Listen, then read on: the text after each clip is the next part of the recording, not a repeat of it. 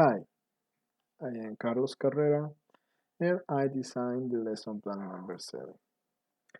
So for this class, the topic was first conditional and second conditional for first bachelor A. This class will have been taught at the end of November of the current year. So what I am trying to achieve with this? Well, that the students will be able to listen to sentences and conversations and recognize the first and second conditional, that they will tell predictions using first conditional and second conditional, reading text and identifying the first and second conditional in them, and of course, writing prediction about the future using first conditional and second conditional.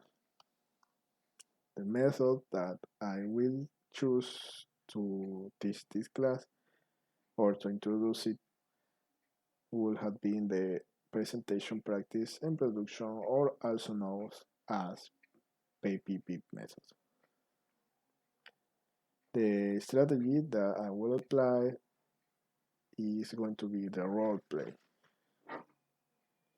Okay, so let's start with the explanation. After greeting my students, I will start making predictions, random predictions. For example, a soccer match that is going to happen that day.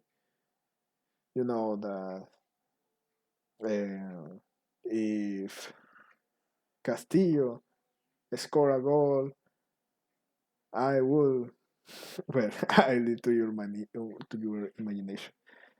And another prediction, for example, if Contreras stand up or make a noise at least once, I will take a test. Of course, I will take the test anyway. It's just to keep there in silent and in their seat, in order that they will not get the test. So after that, I will tell them that for making possible or almost impossible predictions, I use first and second conditional. And after the explanation that we always do in the same class and explaining how they work, I will encourage the students to make their own predictions. To let them feel included in the class and to see if they have understood the class and that they are motivated or eager to participate in the class. Later, I will explain that they are going to work on page 39, exercise 5, in which they will match the if clauses with their results. On the same page, in exercise 6, in which they will complete sentences using second conditional, and finally, they will have to act in a role play as a human that makes many wishes, as normal, and a genie that one that every wish has consequences. Also, they will have to work in a worksheet in which they will complete sentences using first conditional and their imagination. This is interesting activity because there is no limit to the responses. We will see. And to the class, I will take the test, of course. To illustrate better these activities, I will make some examples. We have the exercise 5 on page 39. That, for example, if it is clause number 1, the correct result is the letter D, where we have to match 1 with D. Exercise 6, in which we have to complete the sentence. For example, exercise A, if I blank a fairy, I blank for richness. And the answer would be if I saw a fairy, I would have wished for richness. The role play exercise. For example, we can have the human.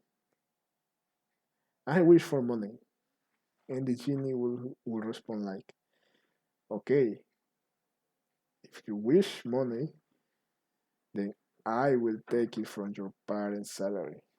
You know, this to make them that they appreciate more what they already have, and of course, while they apply the current lesson. Working on worksheet.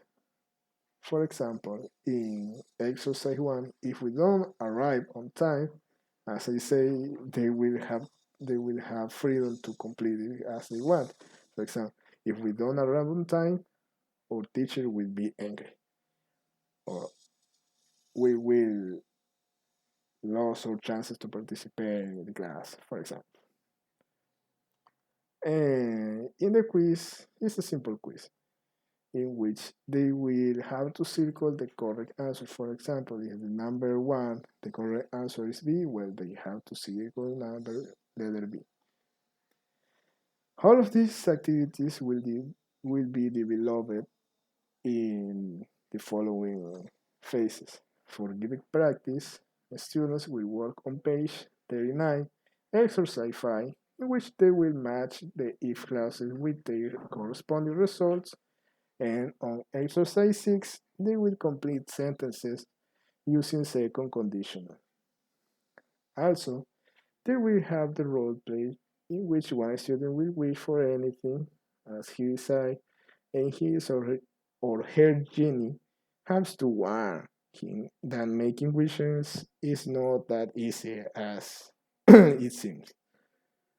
For the independent practice, students will have to work on a worksheet in which they will complete sentences using feels, conditional, and their imagination. For assessment, students will take a quick quiz about feels conditional in which they will circle the correct answer. You know, a quiz will always help us to gather information about the students' preferences so we could see how much they have learned, how much they are doing, and, more.